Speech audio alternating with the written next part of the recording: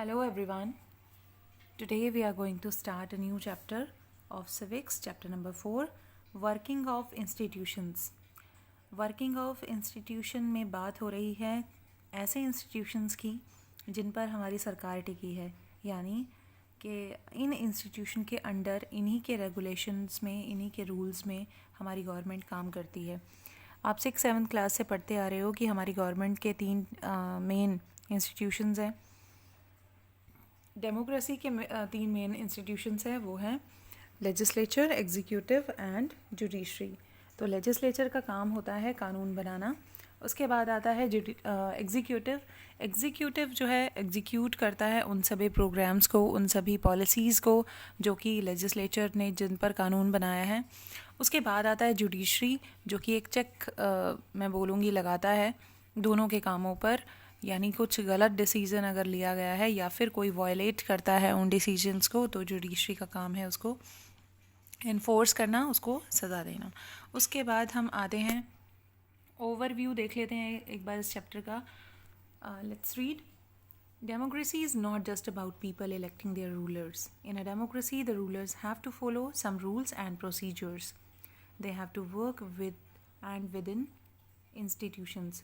तो डेमोक्रेसी का मतलब सिर्फ इतना ही नहीं है कि लोगों ने अपना रूलर इलेक्ट कर लिया, लेकिन डेमोक्रेसी में बहुत सारे रूल्स एंड रेगुलेशंस फॉलो करने पड़ते हैं इस पूरे प्रोसीजर को चलाने के लिए।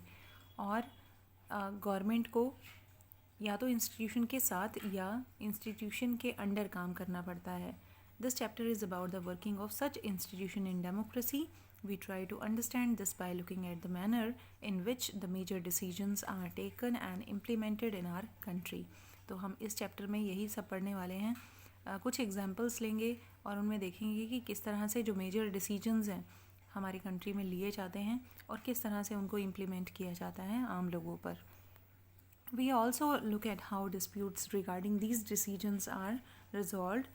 In this process, we came across 3 institutions that play the key role in major decisions: legislature, executive and judiciary. हम देखेंगे कि इनका क्या क्या रोल है और अगर कोई डिस्प्यूट हो जाए तो किस तरह से उसको रिजॉल्व करना है। और 3 तरह के इंस्टीट्यूशन मैं आपको पहले ही बता चुकी हूँ कि लेजिस्लेचर, एग्जीक्यूटिव और जुडिशरी के बारे में हम बात करने वाले हैं इस चैप्टर में। You have already read something about these institutions in earlier classes.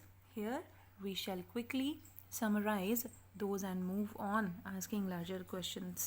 तो हम इनको समराइज करने की कोशिश करेंगे इस चैप्टर में, और जो भी जितने भी क्वेश्चंस आते हैं उनको हम सॉल्व करने की कोशिश करेंगे during the reading of the chapter. In the case of each institution, we ask, what does this institution do? How is this institution connected to other institutions?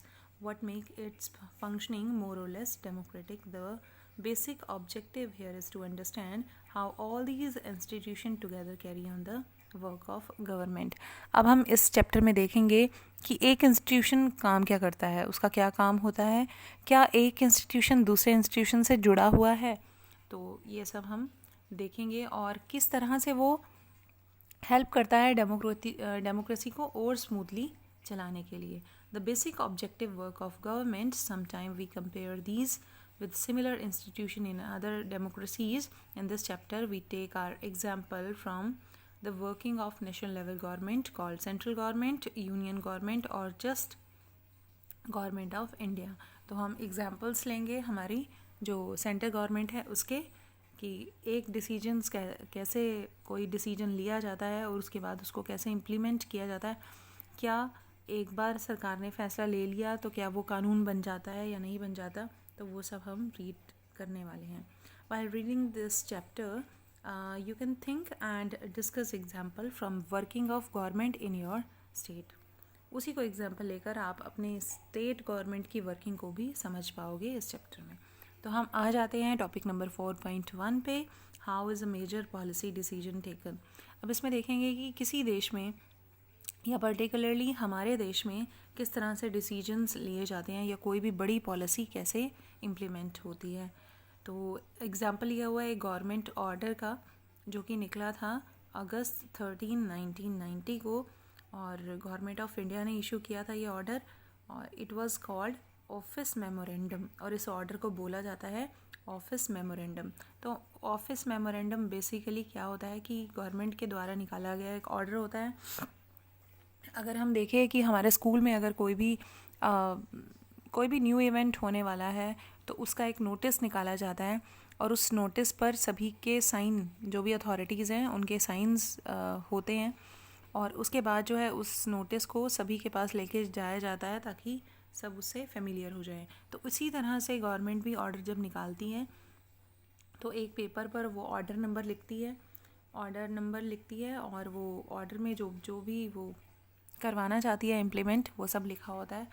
और पर्टिकुलरली एक डिपार्टमेंट होता है जो कि वो ऑर्डर इशू करता है। क्यों पर्टिकुलरली एक ही डिपार्टमेंट होता है? क्योंकि हर कोई पॉलिसी या हर कोई डिसीजन जो है किसी ना किसी डिपार्टमेंट का तो होगा। वो मान लो हमने कृषि से संबंधित कुछ डिसीजन लेना है तो हमें एग्रीकल्चर डिपार्टमेंट से उसकी सहमति लेनी होगी, या वो ऑर्डर जो है वहीं से ही निकलेगा। तो हम रीडिंग करते हैं आगे। Like all the government orders, it had number and is known by that. ये नंबर है, dated this। तो इसमें क्या है, ऑफिस मेमोरेंडम क्या है?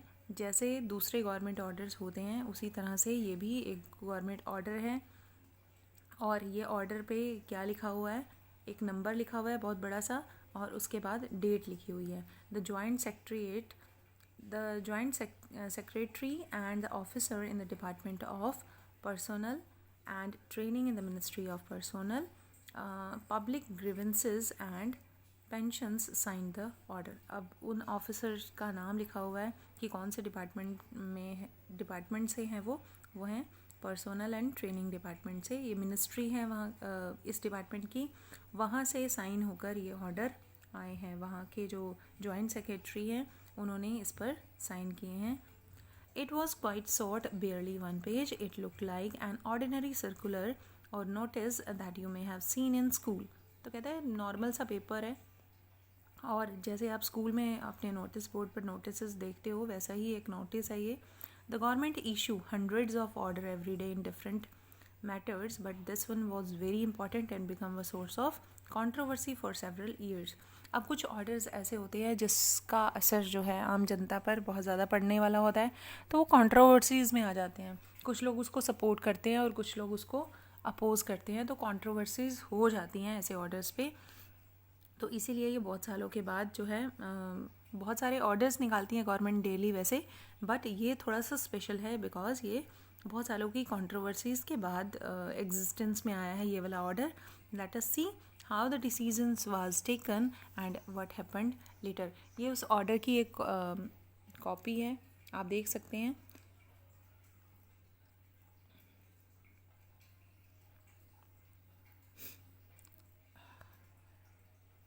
This order announced a major policy decision. It said that 27% of the vacancy in civil post and services under the government of India are reserved for socially and educationally backward classes। तो order है क्या, उसमें लिखा क्या है? उस office memorandum में लिखा है कि 27% जो वैकेंसी है सिविल पोस्ट के लिए या फिर जो भी गवर्नमेंट के अंडर जो पोस्ट निकलती हैं उसके लिए, वो जो है रिज़र्व हो जाए किसके लिए? जो सोशली और एजुकेशनली बैकवर्ड क्लासेस हैं उनके लिए। तो दोबारा से मैं बता दूं कि उस ऑर्डर में क्या लिखा था। उसमें लिखा था कि 27% जो वैकेंसीज़ हैं जॉब्स की वो किसके लिए रिज़र्व हो जाएं? जो गवर्नमेंट जॉब की स्पेशली वो रिज़र्व हो जाएं socially and educationally backward class के लिए। तो SEBC के लिए वो रिज़र्व करने की बात कही गई थी इस ऑफिस मेमोरेंडम में। SCBC is another name of all the people who belong to the caste that are considered backward by the government। जो backward कैटेगरी में आती है SCBC भी उन्हीं का एक नाम है, गवर्नमेंट के द्वारा दिया गया। तो the benefit of job reservation was still then available only to the schedule caste and schedule tribe. इस ऑर्डर से पहले सिर्फ रिजर्वेशन किस किस को था? शेड्यूल ट्राइब को और शेड्यूल कास्ट को, लेकिन अब जो है SCBC को भी ये रिजर्वेशन दिया गया है अकॉर्डिंग टू दैट ऑर्डर।